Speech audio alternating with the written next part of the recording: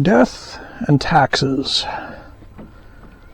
said to be the two things that are eventualities, but no one looks forward to them. Well, as the April 15th U.S.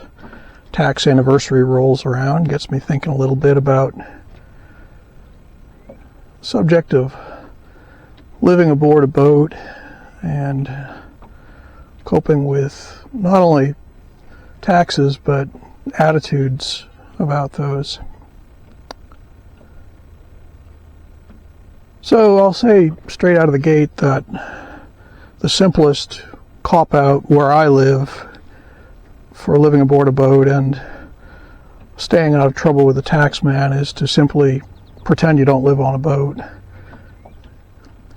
If you have an address that you can claim, preferably one as close as possible to your home port, an address on land, a relative or friend that allows you to pseudo-live on a piece of dirt, life gets a lot easier.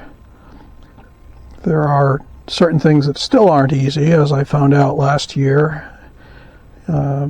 Driver's license, for example, if you choose to go in for what is somewhat fallaciously called a real ID.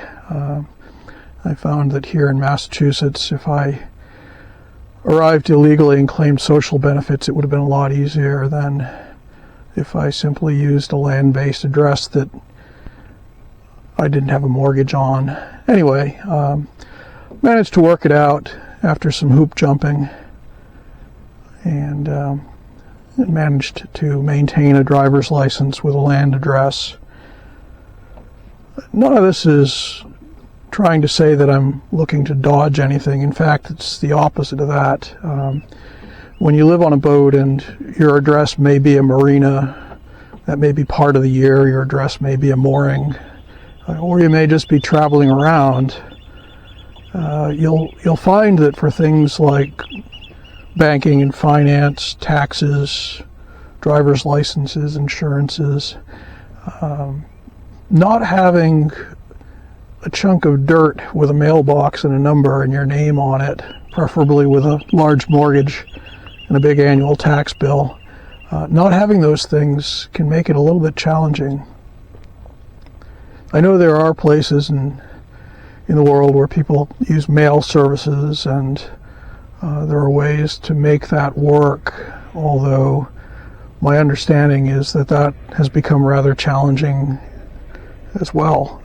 There's no simple way to just have a mailbox and also claim you live there anymore. That all became problematic with voter ID issues with 1 million people claiming the same legal address.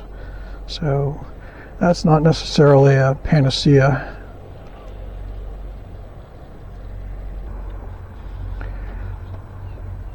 I think if you live in a marina year-round, it's probably a little easier. A lot of times you can use the marina address and claim that, although even that has its limitations. I think you'll find that, for example, if you go to register to vote to a marina address, it's probably going to get rejected. So it's, again, not an easy fix, but that's all to say, this is going to be different for everyone. If you're using a relatively fixed home port and venturing out on seasonal shorter cruises, as I am now, versus circling the world and having someone forward your mail to you occasionally, it's a different story. But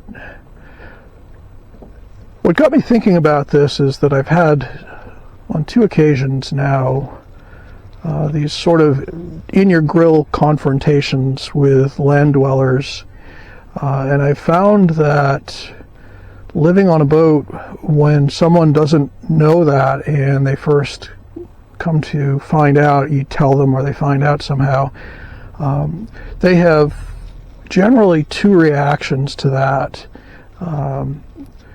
And I think the first reaction is pretty harmless, but it's that sort of, oh, you're living the life. Boy, aren't you lucky. And that can be taken as a compliment, because you are doing things differently from the 9-to-5 cubicle world, and there are people that will, in a way, admire that, even if they express it awkwardly. But the second, and not quite as, I don't know, cordial, let's say, reaction is, oh, you don't pay any taxes. And that one always gets me. And the first time that happened, I was at a town meeting discussing an issue that directly impacted the waterfront, and someone there basically sort of accosted me, and this is somebody I knew. This wasn't a stranger. This wasn't somebody that I had any former animosity with, but he really just accosted me and said, well, you don't have any right to speak on this issue. You don't pay any taxes. And I thought, well, as regards right to speak on the issue, since it directly impacted the waterfront, whether I had a right or not, I certainly had direct knowledge that could be useful if the issue were really being considered. And second, I took umbrage at the you don't pay any taxes issue. So I said to this individual, well, you're wrong, because the place that I choose to call home, my Alberg 35 Cheris, is taxed at the rate of state excise. In other words, here in my state, we have excise taxes on, I think in most states that you do, on cars, boats, trailers, RVs. Excise implying that it is in excess of your need. And the interesting thing is that excise tax rate as a percentage of value is higher, or at least at that point it certainly was higher than the real estate tax rate as a percentage value. So I said to this individual, well, in fact, I do pay taxes, and I pay them at a higher rate than you do on your home. And he stumbled for a minute and immediately replied, well, your boat's not worth as much as my house. And so I was ready for that. I looked him square in the eye, and I pointed to someone across the room, and I said, and your house isn't worth as much as his. So perhaps he should be here running you out of the meeting, since you don't pay as much tax as he does. And that pretty much shut down the discussion and the conversation. But I did go home thinking about it, and I thought about things like excise tax. I thought about personal property tax that I pay on the rented office that I occupy. I thought about harbor fees, waterway users fees, mooring fees. And I thought about the fact that each of the places that I pay a fee to, whether it's for a slip or a membership in a yacht club, each of those places is a place where I am renting from some place that pays very large taxes. So in the sense of whether or not you pay taxes, and you do in a very real way pay taxes on your actual possession, excise taxes, and then you pay taxes as would anybody who rents an apartment in a building in your town. So this notion that you're getting away with something frankly is largely based on ignorance, or at least a lack of insightful forethought.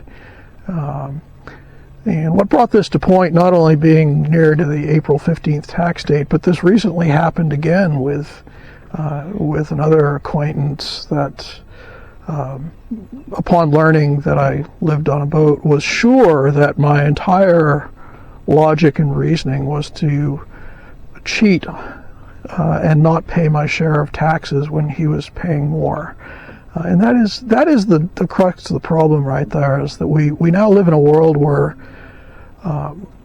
people want to be aggrieved about their own contributions by calling out shortfalls in the contributions of someone else, even to the point where they have no understanding of the real basis of those contributions. So anyway, that's my rant for this week. My advice to anyone who lives on land and wants to discuss this issue with someone on a boat is don't start the conversation by assuming that they're doing it to get away with something. Yes, I'm sure that some are. Yes, I'm sure that there are just a complete array of reasons why people are out here. But if you immediately jump to the conclusion that someone is attempting to pull a fast one in a lifestyle that they've been at for well over 30 years, you're probably not going to get off on the right foot. So thanks for coming aboard this week, and if you enjoyed the video, please give it a like and share, and we'll see you next week.